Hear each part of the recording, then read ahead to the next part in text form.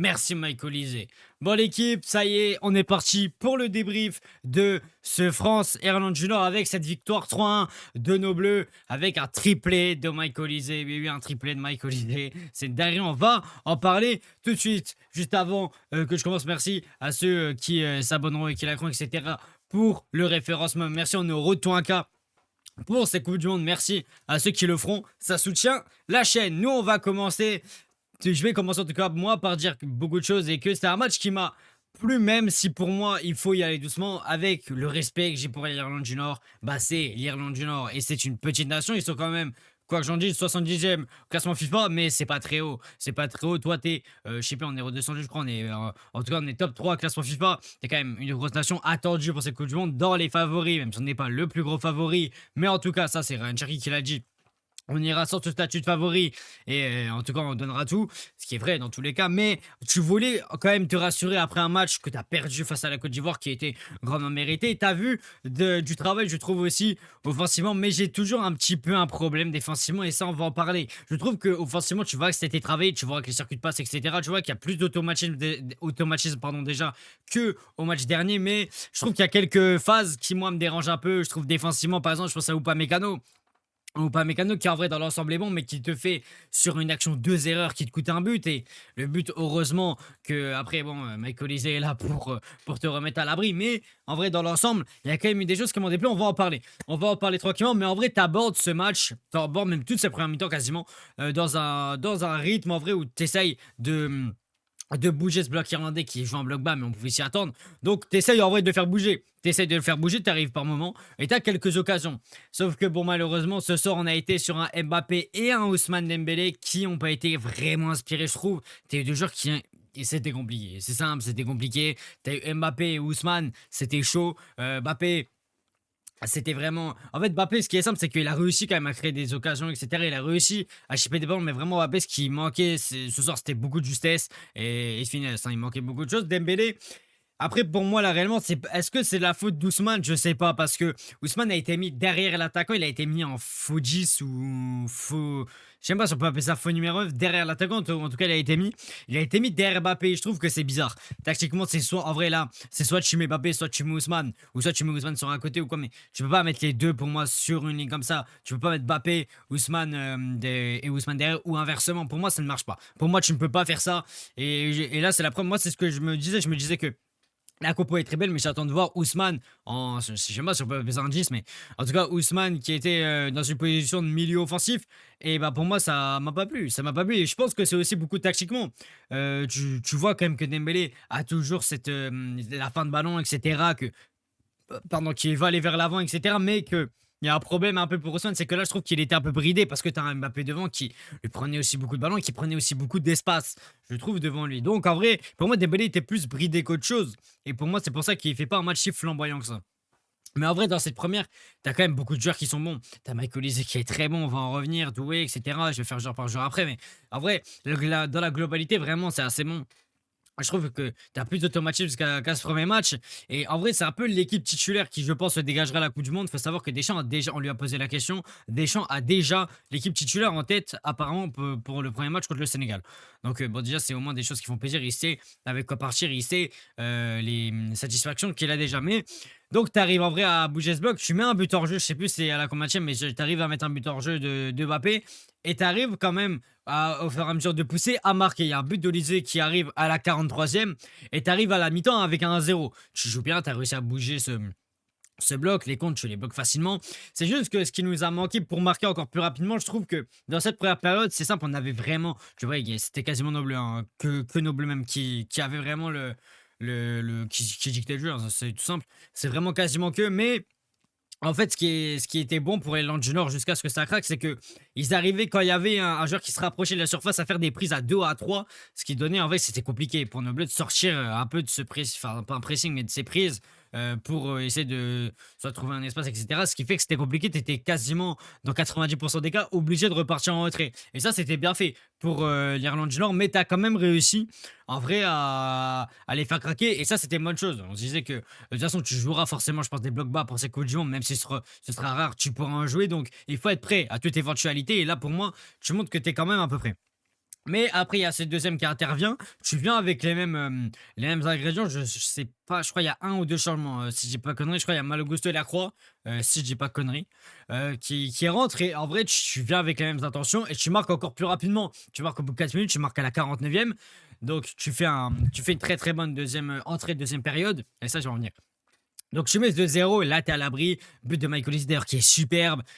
Pas autant que le troisième, mais ça on va en parler. C'est une reprise de volée sur un. Je sais plus c'est sur quoi, je crois que c'est sur un centre, une passe en retrait, je sais plus ça vient d'où. Mais ouais, c'est une grosse reprise qui fait une reprise premier poteau. Qui est Charles, le gardien de Lyon Junior, ne peut clairement rien faire. Et donc ça fait 2-0 à ce moment et je trouve que là, c'est là qu'on voit que c'est un match amical. Je trouve qu'il y a un peu de relâchement et que tu commences à donner un peu plus d'espace à Irlande Junior petit à petit. Et donc tu te prends un but à la 64e. Et moi, c'est un peu le point nord parce que là, tu vois que c'est Upamecano qui est le fautif sur l'action. Upamecano, en gros, c'est le milieu de terrain de Lyon Junior Charles qui récupère la balle milieu de terrain. Il y a Upamecano qui essaie de récupérer et en gros il essaie de prendre la balle, ça revient sur les pieds de Charles donc il court. Upamecano essaie de le rattraper, il fait un tacle, il essaie de prendre la balle, il la redonne à Charles qui arrive à la reprendre, entrée de surface côté gauche, il me fait une passe en retrait et c'est Kelly qui marque le but du 2-1.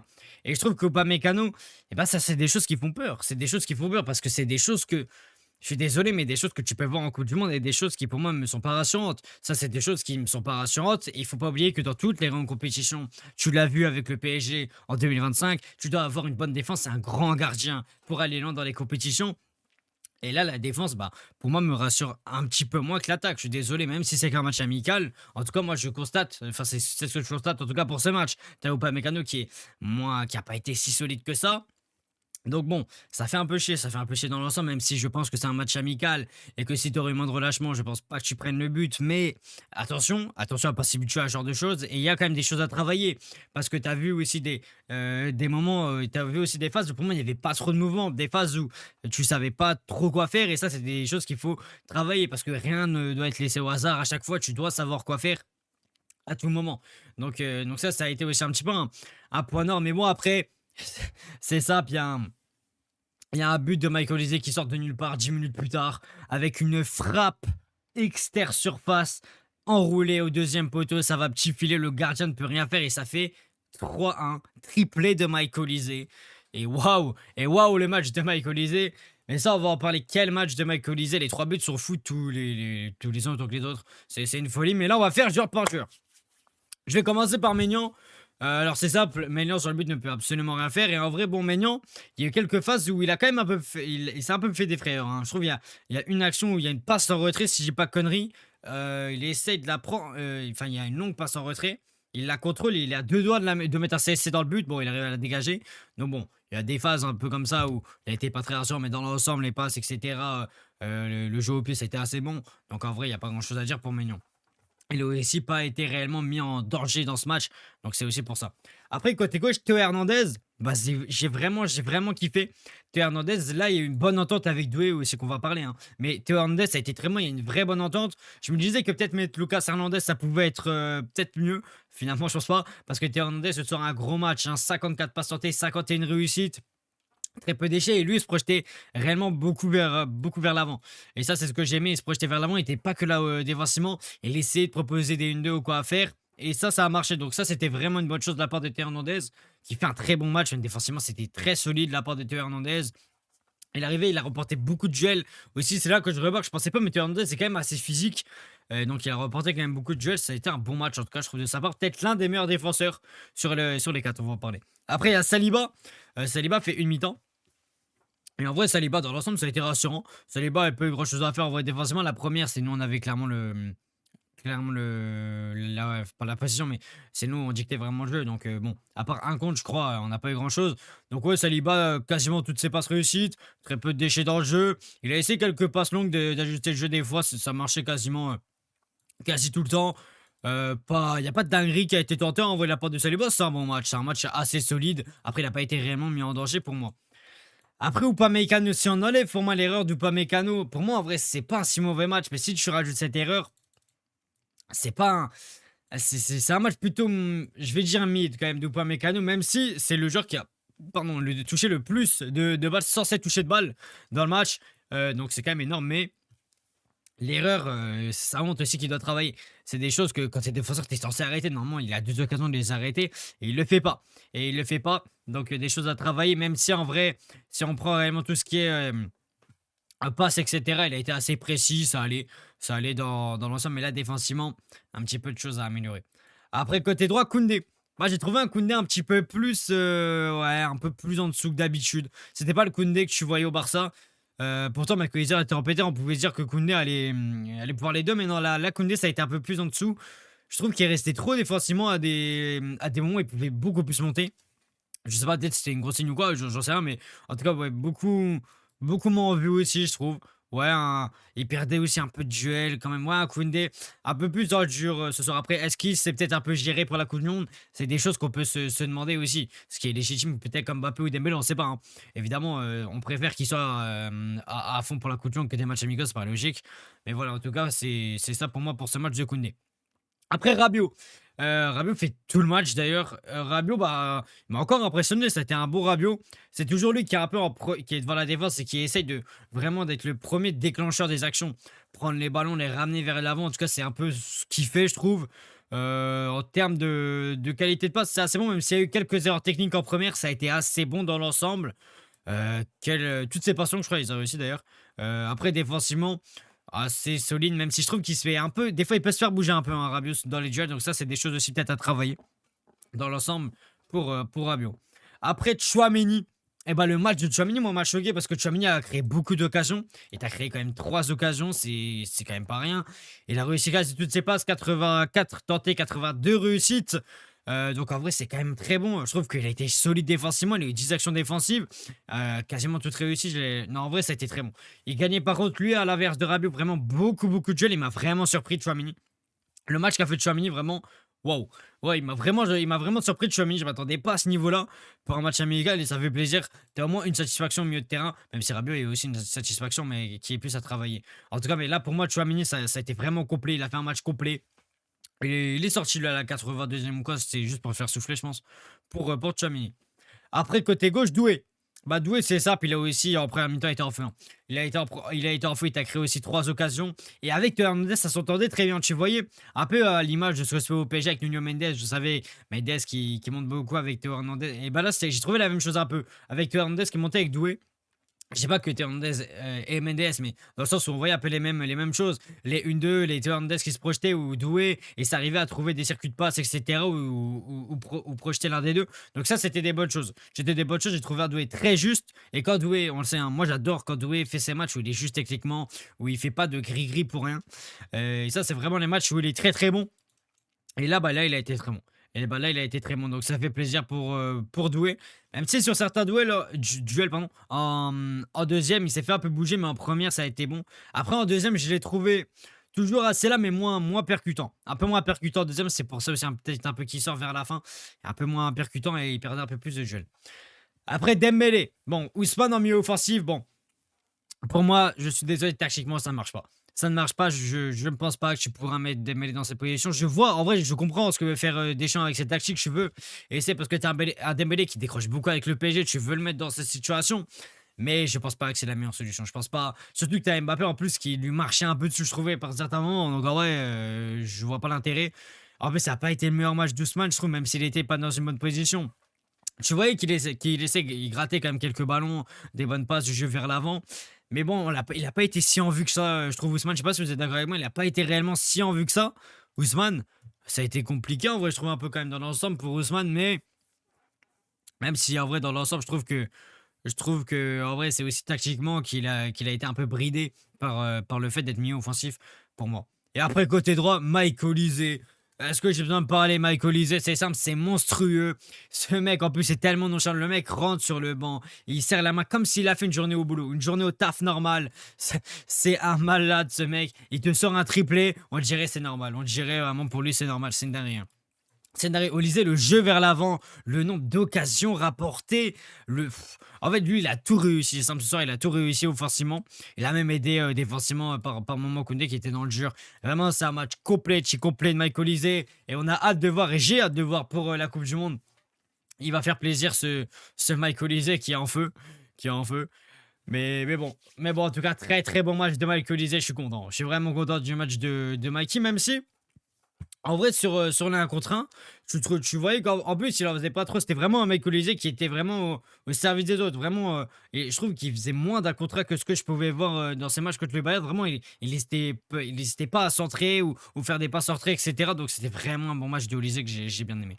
Après, Mbappé. Bah, Kylian, c'est simple. Mbappé, il y a eu quand même des bonnes choses. C'est simple. C'est le joueur qui a vraiment le plus tenté dans le match. Il a beaucoup, beaucoup tenté. C'est 6 tirs dans le match. Mais je trouve que Mbappé manque de justesse. Mbappé, dans ce match, c'est un manque de justesse. Il a manqué aussi un peu de créativité dans l'ensemble. Je savais que par moment, il savait pas trop quoi faire. Je trouvais aussi un peu de déchets dans le jeu. Il a aussi un peu glissé dans l'ensemble. Des fois, il y a des occasions où il tombait, etc. Des pertes d'appui, ça c'est aussi à travailler. Bah, c'est ça, Mbappé. En termes de pression de tir, c'est 5 tirs tentés, c'est zéro. C'est zéro cadré. Donc c'est compliqué, c'est une grosse occasion manquée. Donc ouais, pas le meilleur match de Mbappé. C'est pas le meilleur match de Mbappé. Mais voilà. Mais voilà, en tout cas, Mbappé, on espère qu'il reviendra à son meilleur niveau pour cette CDM. On lui souhaite, bien sûr, je lui souhaite à Kylian. Voilà, même s'il a fait des choses au PSG, etc. Là, je mets ça à côté, hein, bien sûr. Mais en tout cas, là, pour Kylian, match assez compliqué. Après, on va parler des entrants. Je préviens tout de suite, il y a certains entrants que j'ai pas parlé. Manu Koné, on a vu que 5 minutes. À Cluj, pareil. Et Quentin n'a pas vu. Donc voilà, je préfère prévenir. Donc Malou Gusto, ça Malou Gusto met une passe décisive sur un but d'Olysée, je sais plus c'est lequel, je crois que c'est le deuxième ou troisième, l'un des deux, c'est l'un des deux. Il rentre, il fait une bonne entrée, il rentre à la place de Koundé, et en vrai dans l'ensemble je trouve qu'il fait une bonne entrée, il apporte plus que Koundé, là tu vois que lui par contre il n'hésitait pas à aller offensivement etc, c'était vraiment bon, il a eu très peu de déchets dans le jeu, ça s'entendait très bien avec Olysée, un peu à la manière que ça s'entendait avec Théo Hernandez et Doué je trouve. Ouais, c'était un peu comme ça. C'était un peu comme ça pour Malo Gusto, une assez bonne entrée. Une assez bonne entrée pour Malo Gusto. Donc voilà, ça fait plaisir. Après la Croix. La Croix, bon, le match de la Croix, l'entrée de la Croix contre la Côte d'Ivoire était très bonne. Bon, sauf que là, en vrai, c'est pas que c'est pas bon ou quoi, c'est que en termes de passe, etc., comment il essaie de mettre le jeu en place, c'était vraiment pas mal. J'ai trouvé, voilà, il était quand même assez inspiré, il était quand même disponible, mais en vrai, défensivement, il n'y a pas grand chose à faire. On l'a pas réellement vu aussi, hein, quand même, Lacroix, même s'il était disponible. Donc, ouais, un match de Lacroix normal. Il n'y a pas réellement de dinguerie, grand chose à dire pour moi pour Lacroix. Après, Lucas Digne. J'ai trouvé une entrée de Digne un peu mitigée parce que tu voyais qu'il était là offensivement. Mais je trouvais que, bon, des fois, il marchait aussi peut-être des fois un petit peu sur Bradley, je trouve, parce que Bradley est aussi entré au même moment. Et je trouve qu'il est, ouais, il marchait un peu trop aussi sur Bradley à certains moments. Ouais, le jean, ça va être peut-être des choses à améliorer, mais sinon, en vrai, dans l'ensemble, là, c'est bon. Il y a très peu de déchets dans le jeu, je trouve. Même si, bon, vers la fin, c'était un peu compliqué, mais sinon, ça allait. Défensivement, en vrai, je trouve on l'a pas réellement vu, Lucas Jean, dans l'ensemble. Mais voilà. Après, Cherki est rentré aussi. Et Cherki, c'est ça. Cherki, vraiment, c'est quelqu'un qui, je trouve, quand même, peut changer un match. Et ça fait plaisir d'avoir des joueurs comme ça qui peuvent te ramener de la créativité, etc. à n'importe quel moment. Tu as besoin de joueurs comme ça et c'était incroyable, hein. C'est simple, pardon, Cherki. Il est rentré, t'as créé 3 occasions directes. Cherki, techniquement, c'est juste monstrueux, ce mec. Ce mec m'impressionnera toujours autant. Euh, Cherki aussi, c'est 49 passes tentées, 45 réussis. Cherki réussit beaucoup de choses, les dribbles aussi. Tu vois que lui, quand il est en 1 contre 1 même, c'est face à 2-3 joueurs, il n'hésite pas à passer. Et ça fait du bien, t'as des mecs comme ça qui ont confiance qui, lui, a beaucoup confiance en soi. Et ça fait plaisir. Ça fait plaisir, c'est un bon match. Hein. Cherki, il apporte beaucoup d'occasions, beaucoup de situations dangereuses. Il distribue bien le jeu aussi, je trouve un Cherki dans l'ensemble. Donc ouais, je trouve un Cherki aussi un peu assez bon quand même dans l'ensemble. Après, côté gauche, Bradley. J'ai trouvé une meilleure entrée de Bradley là pour ce match que contre la Côte d'Ivoire. Vraiment, là, j'ai trouvé un meilleur Bradley. Même si je trouve que Bradley, par contre, n'a pas assez frappé. Il y a des occasions vraiment de Bradley où il peut frapper. Vraiment, il peut mettre des grosses frappes, des envolées. Et il le fait pas. Alors, des fois, il a les angles. Voilà, peut-être c'est des choses aussi qu'il doit apprendre à vraiment plus frapper. C'est des fois aussi des choses qu'on voit au PSG. Hein. C'est un peu les mêmes choses, hein, que tu vois. Mais voilà, après, je trouve que aussi, bon, il s'est un peu fait marcher dessus par Lucas Digne, mais en vrai, dans l'ensemble, il a quand même réussi à trouver certains ballons. Il a gratté certains ballons qui étaient assez intéressants. J'ai pas trouvé de passe. En tout cas, j'ai pas trouvé techniquement dessus. J'ai pas trouvé de passe ratée, etc. C'était un assez bon Bradley sur ça, sur les sortes, etc. Et c'est un Bradley qui s'est quand même battu dans l'ensemble. pour récupérer des ballons, etc. Tu voyais quand il est rentré, il y avait 2-1 et tu voyais qu'il voulait chercher le 3-1. Voilà, donc ça fait plaisir. Ça fait plaisir. Bon, du coup, je vais pas parler de Manu Koné, Aklouche et Kanté. En vrai, ils sont pas, on les a pas assez vus pour moi pour en parler. Mais voilà. Mais voilà, merci à tous ceux qui ont regardé ce débrief jusqu'au bout. Merci à vous, merci à tous ceux qui vont liker, s'abonner, etc. Comme ce que j'ai dit au début du débrief. Merci, ça aide énormément au référencement et ça soutient la chaîne. Comme j'ai dit au début, on est au retour un cap pour ces Coupe du Monde. Merci à vous. On se retrouve pour un prochain débrief ou prochain live. Et moi, l'équipe, je vous laisse.